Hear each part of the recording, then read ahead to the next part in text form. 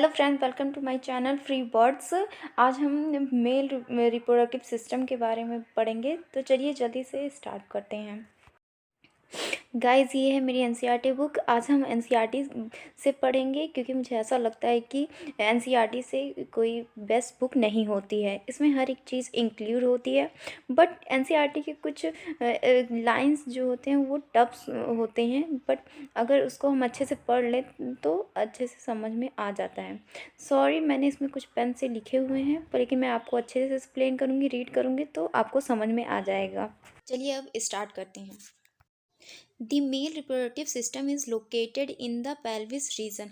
जो male reproductive system होता है वो पेल्विस रीजन में प्रेजेंट होता है। It include a pair of testis along with accessory duct gland and the external genitalia. इसमें जो होता है एक पेयर टेस्टिस का और accessory duct gland and external genitalia present होता है। अब हम नेक्स्ट पेज पे आते हैं। The testes are situated outside the abdominal cavity within a pouch called scrotum। जो टेस्टिस होता है वो आउटसाइड एब्डोमिनल कैविटी के प्रेजेंट होता है और यहाँ पर पाउच लाइक स्ट्रक्चर होता है जिसे स्क्रोटम कहते हैं। आपको यहाँ फिगर में दिख रहा होगा। The scrotum helps in the maintaining the lower temperature of the testis to 2.5 degree Celsius lower than the normal internal body temperature। जो स्क्रोटम होता है वो टेस्टिस के टेम्परेचर को मेंटेन करता है उसके नॉर्मल इंटरनल बॉडी टेम्परेचर से।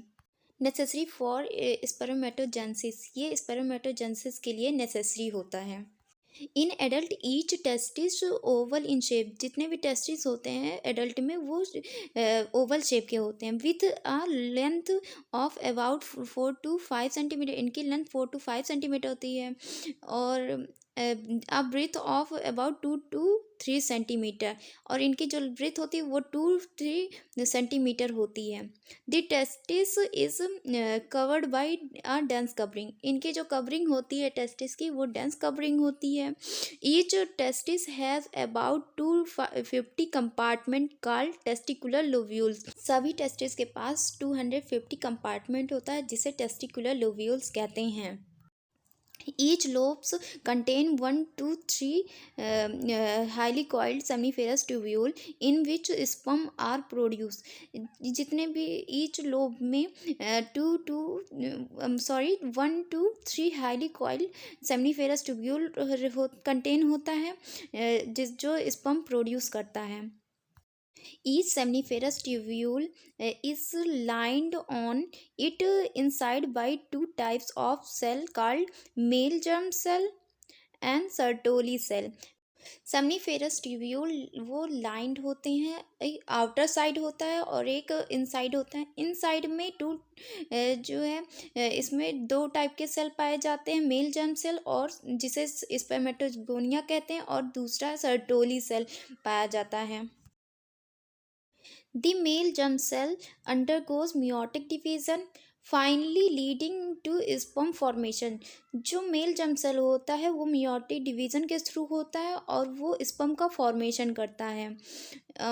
सर्टोरी cell provide nourishment to the male germ cell. जो सर्टोली सेल होता है वो नरिशमेंट प्रोवाइड करता है मेल जर्म सेल को। The region outside the seminiferous tubule called interstitial space. जो सेमनीफेरस ट्यूब्यूल के आउटर रीजन होता है उसे इंटरस्टिशियल स्पेस कहते हैं। Contain small blood vessels interstitial cell और लीडिंग सेल। ये कंटेन करते हैं स्मॉल ब्लड वेसल्स और इंटरस्टिशियल सेल को, जिसे लीडिंग सेल कहते हैं। ये इंटरस्टिशियल का आउटर रीजन होता है। Leydig cell synthesize and secrete testicular hormone called androgen. जो लीडिंग सेल होता है वो सेंसाइज करता है टेस्टिकुलर हार्मोन को, उसे एंड्रोजन कहते हैं। और मेल में जो है हार्मोन पाई जाती है जिसे टेस्टोस्टेरोन कहते हैं। ये सिर्फ मेल में ही पाए जाते हैं। Other immunologically competent cell are also present. इसमें और भी सेल पाए जाते हैं लाइक लिम्फॉइड सेल। मैं आपको फिगर के थ्रू एक्सप्लेन कर देती हूँ। ये टेस्टिस है और ये इसकी शेप जो होती है ओवल शेप होती है और लेंथ जो होता है वो 4 to 5 सेंटीमीटर होता है और ब्रेथ 2 to 3 सेंटीमीटर होता है।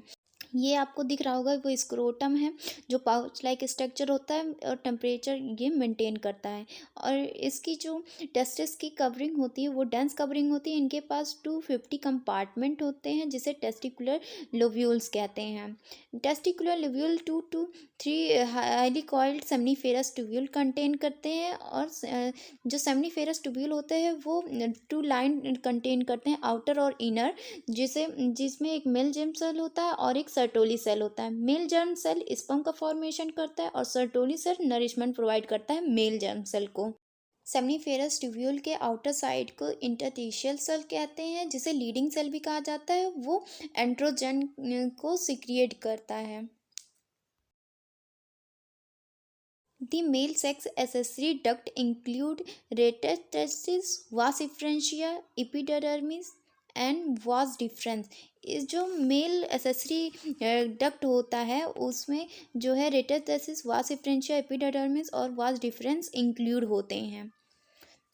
The seminiferous tubule of the testis open into the vas efferentia through rotator testis। जो सेमनीफेरस ट्यूब्यूल होता है वो टेस्टिस का वो ओपन होता है वास एफरेंशिया में, किसके थ्रू? रोटेटर टेस्टिस के। The vas efferentia leave the testis and open into epidermis located along the posterior surface of the each testis। जो वास इफ्रेंशिया होता है वो टेस्टिस को छोड़ के वो एपिडर्मिस में ओपन होता है और जो है जो पोस्टीरियर सरफेस पे प्रेजेंट होता है टेस्टिस के। The epidermis lead to the vas deferens that ascend to the abdomen and loop over the urinary bladder। Epidermis वो लीड करता है वास डिफरेंस को जो एब्डोमिनल और लूप के थ्रू जो है यूरिनरी ब्लैडर तक जाता है। It receive a duct from seminal vesicle and open into urethra as in the ejaculatory duct।